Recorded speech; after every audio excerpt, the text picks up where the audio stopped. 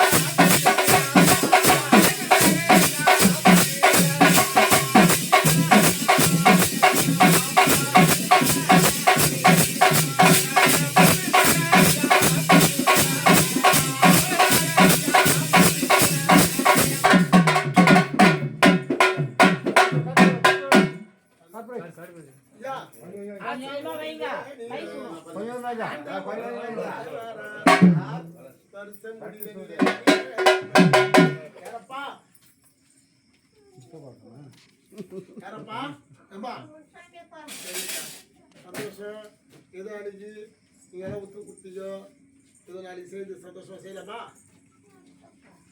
என்னப்பா நடத்தலாமா?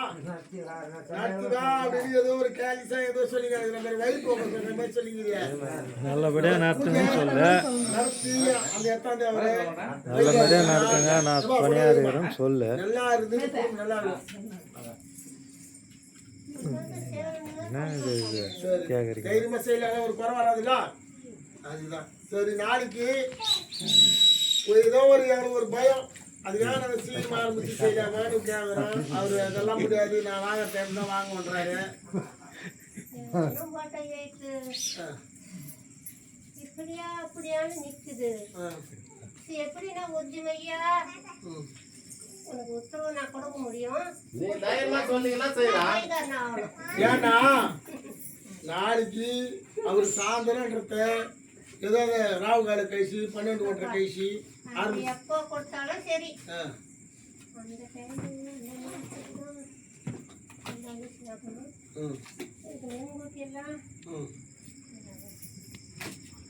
அந்த மாதிரி இடத்துல கிஞ்சில தடங்களுக்கு ஏதாவது வராத அளவுக்கு இந்த பூஜை வாங்கிப்பாரான்னு கேட்குறேன்.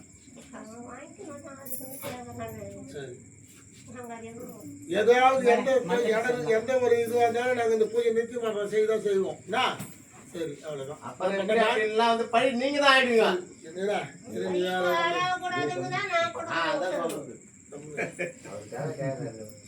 சரி, அதாவது ஏதாவது ஒரு ஊர்ல ஏதாவது இருந்தா கூட நாங்க இந்த பூஜை நிறுத்த முடியாது. ஆரம்பிச்சுட்டு இருக்கோம், 8 காலம் வச்சிருக்கோம், பின்னாடி வச்சுக்க முடியாது. பூஜை நடத்துவோம் அவருக்கு. அவரு மாண்டவர் தான். பூஜை கொடுத்துடலாமா?